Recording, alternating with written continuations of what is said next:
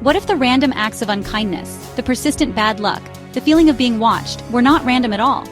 What if they were part of a coordinated effort, a campaign designed to destabilize and silence? This is the chilling reality of organized harassment, a phenomenon often dismissed as paranoia or delusion. Yet, for those who experience it, the patterns are too consistent, too targeted to be mere coincidence. They speak of a systematic dismantling of their lives, piece by piece, orchestrated by unseen forces. It begins subtly, perhaps with strange comments from strangers, or an unusual increase in minor accidents and setbacks, slowly escalating over time. The targets of this harassment often report a bewildering array of tactics, from overt stalking and intimidation to more insidious forms of psychological warfare, leaving them isolated and questioning their own sanity. The term gang stalking has emerged to describe some facets of this, yet it barely scratches the surface of the potential sophistication involved. The scope and precision reported by many victims suggest a level of organization and resource that points beyond petty grievances. It implies access to information, coordination across different groups, and a chilling dedication to the target's demise or neutralization. The sheer volume of similar testimonies emerging independently from around the globe should give us pause. If organized harassment is indeed a reality, then it cannot exist in a vacuum. It must be part of a larger framework, a wider agenda. What could possibly motivate such intricate and resource-intensive campaigns against seemingly ordinary individuals? The answer may lie in the nature of control. Those who seek to dominate and manipulate humanity on a grand scale cannot afford dissent. They cannot allow pockets of awareness to flourish, for awareness is contagious and ultimately empowering. A single awakened mind can be a beacon, inspiring others to question the official narrative and to see beyond the veil of illusion. The harassment, then, becomes a tool to enforce conformity, to punish non-compliance, and to make an example of those who dare to step out of line or see too much. The psychological toll of this is immense, creating a prison without bars, where the victim's own mind becomes a battleground. The goal is not always physical harm, but often the complete erosion of the target's credibility, social connections, financial stability, and mental well-being. Why are specific individuals chosen for this intense and often devastating form of attention? It is rarely random.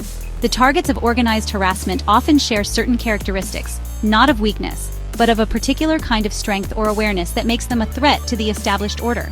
They may be whistleblowers, activists, researchers uncovering inconvenient truths, or simply individuals who possess a high degree of innate intuition and a refusal to accept the manufactured reality presented to them. These individuals often exhibit a strong sense of justice, an inquisitive mind, and a tendency to question authority. Their very existence challenges the status quo. This inherent integrity and clarity of perception can act like a spotlight, illuminating the darker corners of the control system, making them a priority for neutralization. The system seeks to extinguish these lights before they can inspire others to see. Beyond the physical and psychological assaults, there is a deeper, more subtle dimension to organized harassment, the energetic aspect. We are energetic beings living in a universe of vibration and frequency. The control system, at its core, seeks to maintain humanity at a low vibrational state, one characterized by fear, anxiety, apathy, and division. Individuals vibrating at higher frequencies of love, compassion, courage, and awareness are inherently disruptive to this agenda. Organized harassment, from this perspective, can be seen as a form of energetic warfare. The constant stress, fear, and confusion generated by the harassment campaign are designed to lower the target's vibrational frequency. This can involve not only direct psychological attacks, but also more esoteric methods, such as the use of directed energy technologies. Targets often report feeling drained, experiencing unusual physical symptoms, or sensing a palpable negative energy in their surroundings. By disrupting their natural energetic balance, the perpetrators hope to weaken their spiritual defenses, impair their intuition, and make them more susceptible to manipulation and despair. Understanding this energetic dimension also offers pathways to defense. The phenomenon of targeting individuals who display heightened awareness or a desire for truth can also be viewed through an evolutionary lens. Humanity is, or at least has the potential to be, on an upward trajectory of evolving consciousness. This evolution involves moving beyond base survival instincts and ego-driven desires towards greater empathy, interconnectedness, and a deeper understanding of reality. Such an evolution is a natural process, but it is one that inherently threatens any system built upon control, division, and the exploitation of ignorance. A truly conscious and aware populace would simply not tolerate such a system. Therefore, individuals who embody or actively promote this evolution of consciousness become, in effect, evolutionary catalysts. To a control system invested in maintaining the status quo, these individuals represent a profound existential threat. The harassment they endure can be seen as an attempt by an old, decaying paradigm to suppress the emergence of a new, more evolved one. The control system understands, perhaps better than most, the power of consciousness. It knows that a shift in collective consciousness would render its mechanisms of control obsolete. The organized harassment of individuals who challenge the dominant narrative is not a new phenomenon. History is replete with examples of those who dared to speak truth to power, who introduced revolutionary ideas, or who simply lived in a way that was deemed unacceptable by the controllers of their time, only to face persecution, ostracization, or worse. From the silencing of scientists whose discoveries contradicted established dogma, like Galileo, to the persecution of mystics and healers branded as heretics or witches, the pattern is disturbingly consistent. The methods may change with technology, but the underlying intent remains the same: to neutralize the perceived threat. Think of the COINTELPRO operations conducted by the FBI in the 20th century, which systematically targeted civil rights leaders, anti-war activists, and other dissenting voices.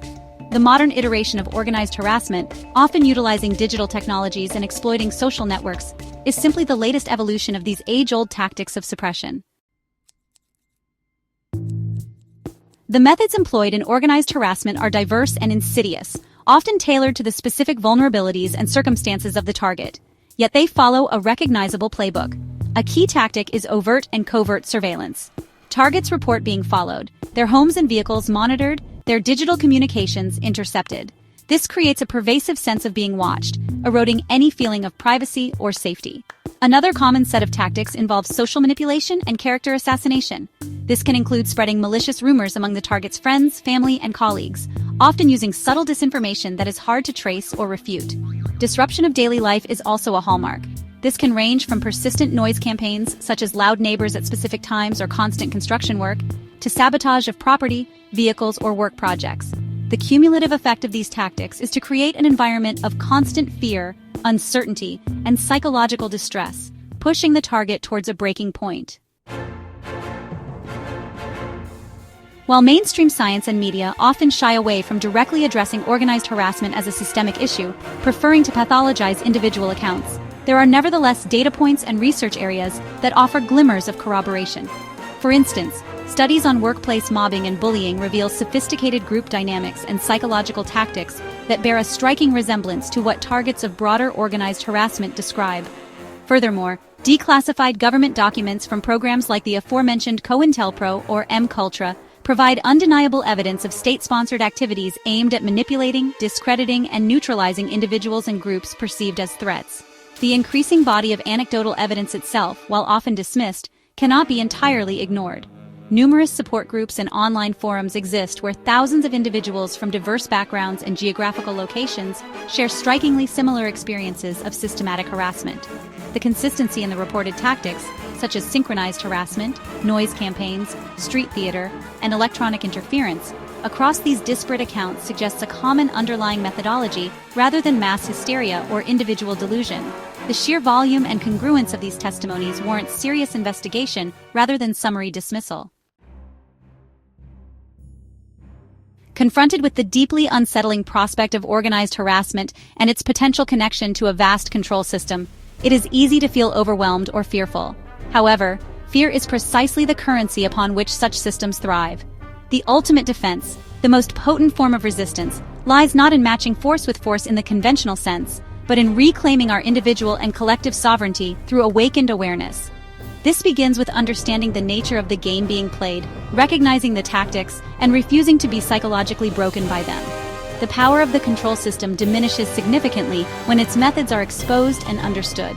By shining a light on these covert operations, by speaking out despite the risks, targets and their allies can begin to dismantle the secrecy that protects the perpetrators. Furthermore, cultivating inner resilience is paramount. This involves strengthening one's mental and emotional fortitude through practices that promote peace, clarity, and a strong sense of self. Energetically, as discussed, maintaining a high vibrational state is crucial. When enough individuals raise their consciousness and vibrational frequency, the collective energetic field shifts, making it increasingly inhospitable to low-vibrational control systems. As we delve deeper into the mechanisms by which conscious awareness is systematically suppressed, we unveil a stark reality. The suppression is not accidental, but a deliberate strategy to keep the populace in a state of ignorance and compliance. This suppression manifests through various means: misinformation, psychological manipulation, and even technological interference. It is crucial for each of us to become aware of these tactics, to educate ourselves and others about this hidden reality. Knowledge is power, and the more we understand, the less control these systems have over us.